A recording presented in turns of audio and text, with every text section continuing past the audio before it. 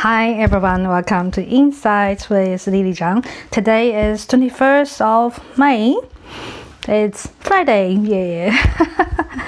Well, I've been a little bit busy this week. It's not because of work. Well, I don't work much.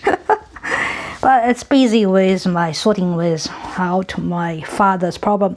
Because here, before I say anything, before I tell my father's story, I have to say thank you, Australia.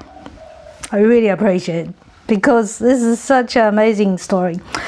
My father, he lost his not handbag, his handbag, man bag, a carry bag, on the train, just Melbourne's metro train. On last Sunday, and he's lost everything inside. Oh well, basically he didn't. He left his handbag on the train with his passport, cash, hundreds of dollars of cash, and keys, bank cards, iPad, iPhone, basically everything you can think of belonging to him, almost all his belongings except his home and furniture. He left all of this on the train. Then, well, what could we do? Nothing. We just wait. After 24 hours, nothing. 48 hours, 2 days, nothing happening, no phone calls. So we think, well, that's just bad luck. Nothing else we can do. 50 hours. And I started to organize everything, cancel everything for him, bank cards, and reorganize everything for him, get him a new iPad or something like that. 50 hours passed.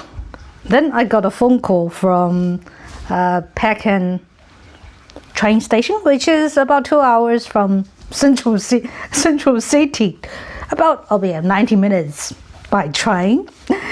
And they call me, say they've got my father's handbag. I immediately catch a train, go to their station and check everything. After 2 days, after 50 hours of the bag was traveling with the train for I don't know how many turns, how many tracks on the train, and stay in the train station for about more than 2 days. When I check the items inside, everything is untouched. Passport, bank cards, everything, keys, including cash, not 1 cent short. So everything's there. Well, my dad is very lucky, I'll say, but I think most importantly, I have to say, this is Australia. Thank you very much, Australia. This is Australia, They don't have to talk about heroes. We don't even know who picked up, who handed in, and no name, nobody. We don't know who did this, all of that. And it's this. I think that's the spirit of Australia. That's in Australia. That's why I think it's such a lucky country. I can only say thank you, Australia, and God bless you, Australia. And I'm so proud being part of Australia. Well, today is, I know many fans like my videos about Australia, about Melbourne. Yes, today again I'm going to take you to Toorak village. That's where I live. Well, it's called Toorak village, but it's is it a village? No, it's Central City. It's only 5 kilometers to Melbourne Central City, and when you talk to Melbourneians, or everybody know Toorak, that's the name of prestige and elite. It is, Toorak is the most expensive suburb, inner city suburb of Melbourne, probably most expensive one in Australia as well, and it's got many multi-million mansions.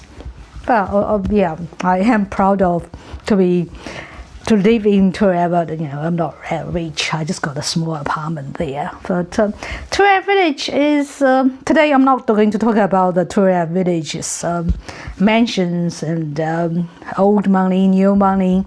But I'm going to talk about the very typical. They have it every year. The sculpture exhibition in Toorak Village. That's how.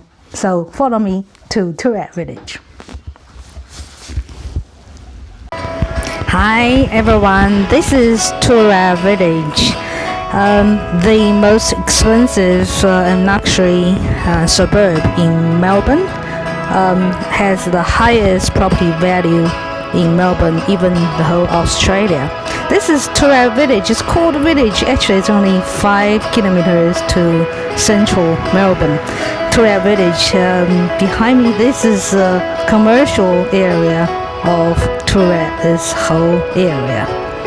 And today I'm going to talk about Toorak Village. This is their annual exhibition for sculptures. This event's been holding every year. Has been having these events for 20 years or more, just to support local artists and sculptures.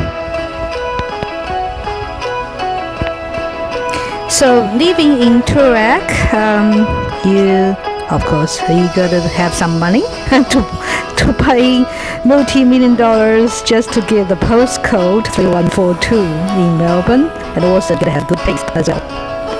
Taste for art. Also, there are lots of nice cafes. This is my favorite, the egg shop.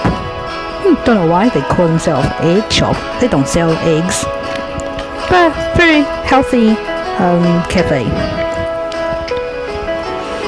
The travel agent. This sculpture really suits them.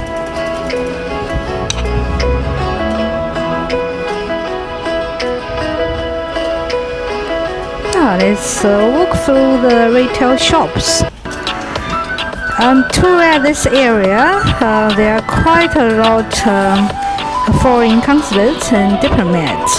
So the variety of people are quite diverse, but it's been considered as a high-class area in Melbourne.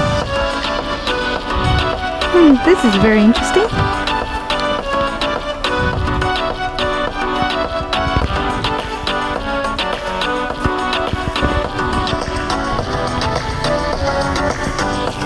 So these sculptures being just on the street.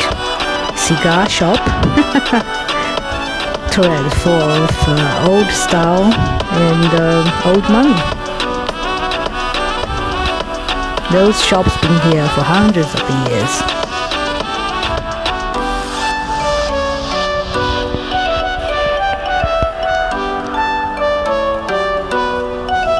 Is it a mega-size mobile phone? The contemporary art.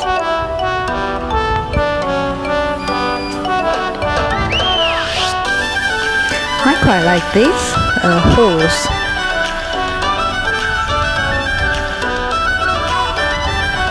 Those statues worth, every statue is for sale, hundreds of thousands of dollars. Laurent Cafe is a French-style cafe. I quite like it. Monkey Bean Cafe. This is quite trendy for younger people.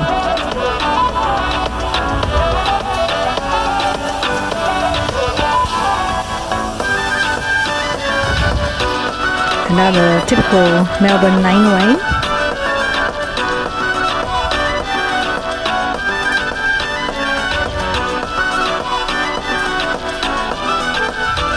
This is very interesting.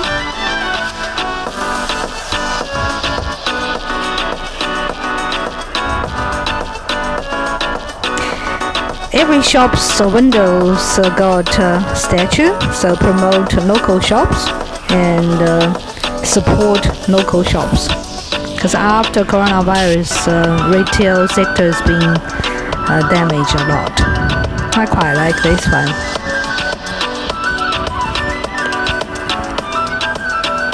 $3,000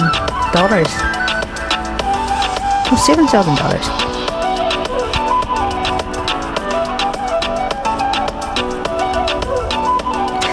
This is a very famous symbol of Toorak, the Tudor style Toorak village. It's full of village atmosphere, that's why I like it. Contemporary art.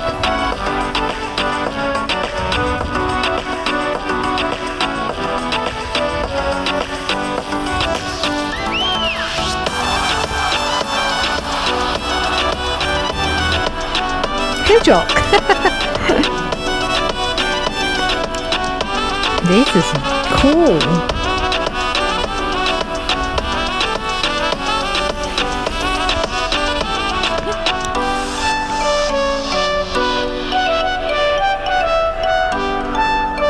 Colorful.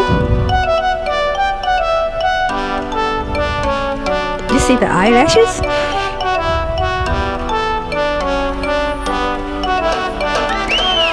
The restaurant, Romeo Italian restaurant, has been here forever. It's one of the local favorites. There are many very good restaurants here in Toorak village.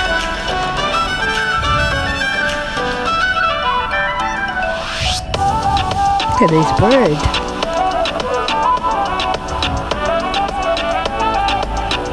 Wow, the winner of this year's sculpture exhibition.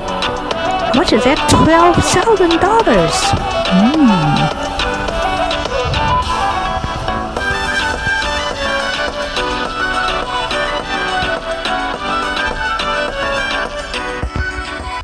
Well, hopefully you like those sculptures exhibitions in Toorak village, and you can feel there are different suburbs and different cultures in Melbourne. Before I finish today's program, I would like to just some interesting things, especially Israel and Palestine, the Gaza strips, this kind of conflict and war. I'm not going to comment too much about those international affairs, but just one thing I think I just noticed, the modern warfare, Israeli military just show us the characters of new modern wars, especially treating those terrorist groups and call them modern guerrilla terrorist groups. I think they just developed new technology, new strategy to counter those terror attacks. Number one is they called Iron Dome, the defense system. Basically, like Hamas, they shoot like 2,000 or 3,000 those how do you call that, missiles, and 90% of them being when I look at those videos, it's just like fireworks display. Looks strangely, amazingly beautiful, but it's of course it's war. But modern war, basically, average people like us, we can just watch on our iPad or phones about a real war. That's very interesting. That's show how technology developed. Also, second character is how they just target those leaders of those terrorist groups, and they can just they use that kind of 6-blade, that kind of missile. They can kill the Hamas leader at the back seat, and the driver still survived unscratched, walk away. It's that's the modern warfare and technology. So that's any dictators, any leaders of the terrorist group, they can target you like that. Third is how Hamas, we all know, they dig the tunnels underground. They try to use that kind of guerrilla warfare to defend them. But basically, Israeli military, they can target those underground tunnels. They can use bomb and just destroy all those tunnels, and without too many civilians casualty. So I think, of course, now I think, of course, war is not good. We all have to be living a peaceful world, but sometimes we have to fight. We have to fight for peace. That's how I think that's how Israel create this kind of strategy, this kind of modern warfare. Just showcase the whole world how to defend themselves, how to defend civilization, and how to destroy those guerrilla terrorist groups. So that's good. At the moment, they already achieved a ceasefire. I think probably most of the Hamas terrorist leaders and organizations being destroyed, so they just surrender. Of course, they celebrate on the street, Gaza Street. They have victory. Anyway, they can comfort themselves that way. Okay, my opinion is good on you, Israel. Yeah, this is a victory of civilization. Okay, that's the program today. If you like, please forward, and of course like, most importantly, subscribe to my channel, and I'll see you next time. Thank you. Bye bye.